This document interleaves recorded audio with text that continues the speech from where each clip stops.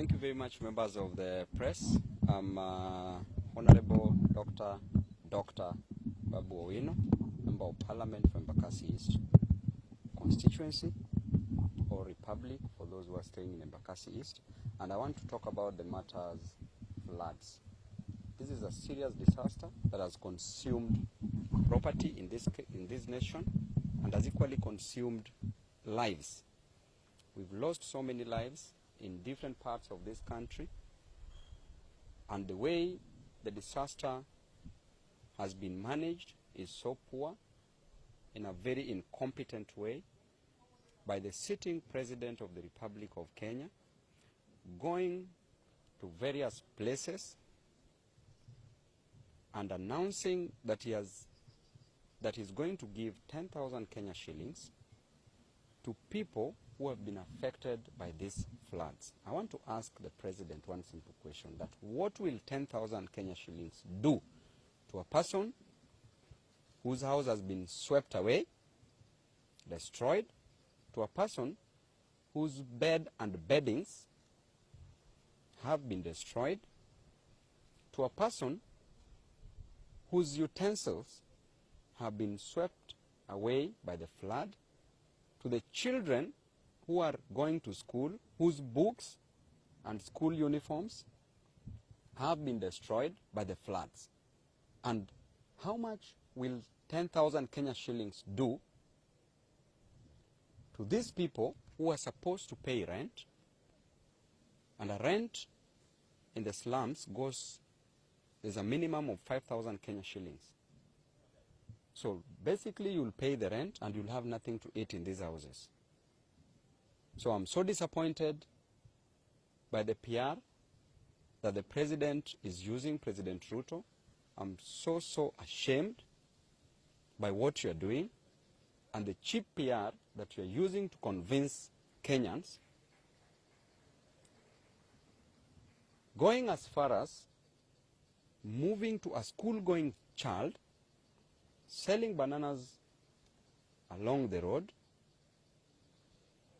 going to buy bananas from this child instead of changing the life of this child permanently, just in the name of promoting business. To a person who sold changa like myself in the early years of my life, I was traumatized by what the President did. Instead of being a source of hope, source of joy, source of life to this little girl who is still in primary school, the President is busy spreading photos of this girl selling bananas and proudly trying to hoodwink Kenyans and sending a smokescreen that is a generous man. Shame on you. That is quite embarrassing in the Republic of Kenya. Babu, schools are opening on Monday. What's your take on that? Are we ready for opening? I also must express my disappointment because this idea of school, a nation that cannot educate her citizens, a nation that cannot provide a conducive environment for our children to go to school, that is a government that is as equal as zero. That is no government. And clearly our government has no respect for our school-going children. The President himself does not respect education. He respects other things, but not education. But we know clearly that it is through education that the President made it in life. Were it not for education, he would have never come to Nairobi. Were it not for education, he would have never stolen votes from Azimio. Were it not for education, he would have never been where he is. Therefore, it is because of education that has made the President be where he is, and he must respect education. Saying that you open education without proper measures being put in place, with the current weather that we have that is fluctuating, where there are rainfalls everywhere, these school-going children, they go to school, they have floods, they can't be swept away by these floods. Why can't we be very clear?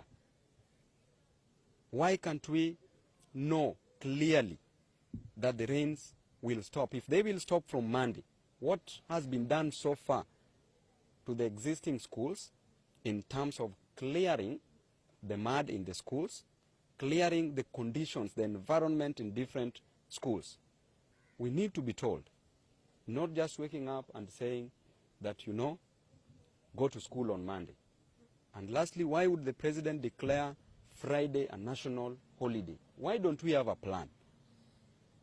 This nation is being run like a kiosk. So this is a great disappointment, members of the press. Yes.